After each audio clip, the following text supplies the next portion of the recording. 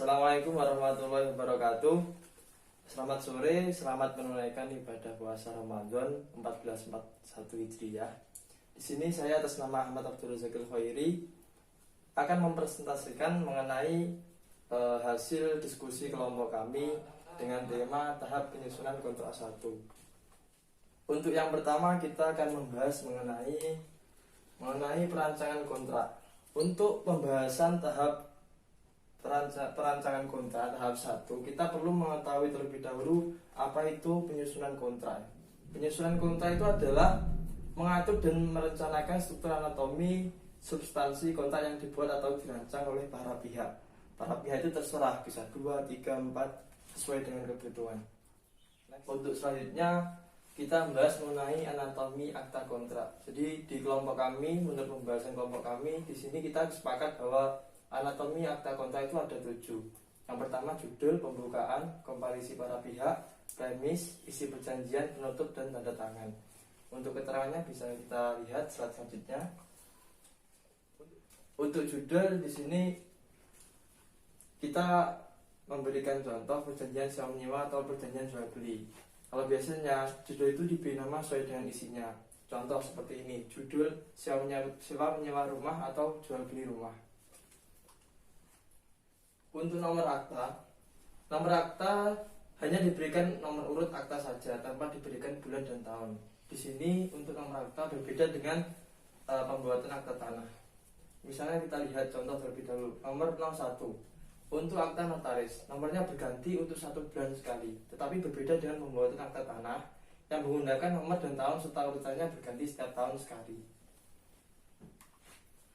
Selanjutnya kita membahas mengenai pembukaan. Di dalam pembukaan, seorang notaris atau seorang pejabat pembuat akta itu harus mencantumkan yang pertama jam, tanggal, hari, bulan, dan tahun. Seperti contoh yang sudah tertera di dalam slide ini, misalkan contoh kalimat pembukaan. Pada hari ini, Jumat tanggal 9 November 2019 di Madiun yang bertanda tangan di bawah ini. Seperti itu. Selanjutnya kita bahas mengenai komparisi. Sebelumnya kita harus mengetahui apa itu komparisi terlebih dahulu ya. Komparisi adalah bagian dari suatu akta yang memuat keterangan tentang orang atau pihak yang bertindak mengadakan perbuatan hukum.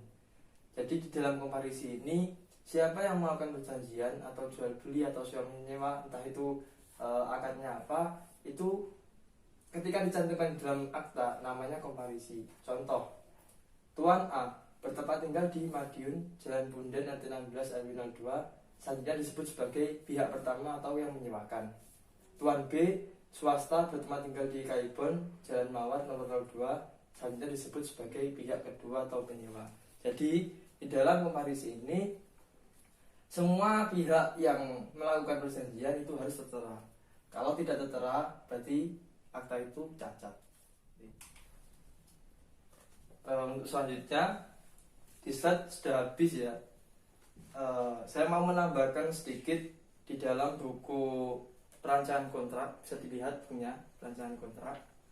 Halaman kalau di buku ini karyanya Haji Salim. Ini di halaman 86.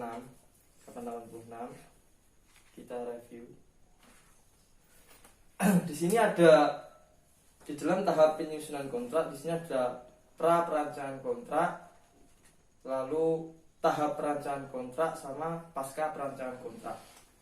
Jadi di dalam pra perancangan kontrak ini ada 4 unsur. Yang pertama ada identifikasi para pihak. Yang kedua penelitian awal aspek terkait. Yang ketiga pembuatan MOU dan negosiasi. Jadi dalam negosiasi ini di sini di mana kedua belah pihak itu sepakat entah aktanya itu dibuat seperti apa. Yang terakhir kita mau membahas mengenai pasca perancangan kontrak ya. Di sini ada 2 hal. Yang pertama pelaksanaan dan penafsiran. Maksudnya apa? Jadi ketika kontrak itu sudah disusun dan disepakati oleh kedua belah pihak, maka akta yang disepakati oleh kedua belah pihak ini bisa dijalankan. Tetapi ketika ada suatu permasalahan, di situ nanti terjadi penafsiran. Dan di sini sudah diatur di dalam Undang-Undang nomor 1342 dan 51 KUH Perdata. Untuk hal yang kedua di pasca perpanjangan kontrak adalah alternatif penyelesaian sengketa. Maksudnya seperti ini. Jadi biasanya di dalam suatu perjanjian itu terdapat sengketa, entah itu di tengah tempo atau di akhir tempo, itu biasanya ada sengketa. Nah itu biasanya dalam akta kontrak sudah tertera. Jadi misalkan penyelesaian itu lewat apa itu sudah tertera, entah itu di peradilan atau di luar peradilan, itu sudah tertera di dalam akta kontrak. Jadi sesuai dengan yang ada di kontrak ketika terjadi sengketa seperti itu. Demikian presentasi yang dapat saya sampaikan, kurang lebihnya saya mohon maaf. Pesan saya, jaga kesehatan, stay at home. Wassalamualaikum warahmatullahi wabarakatuh.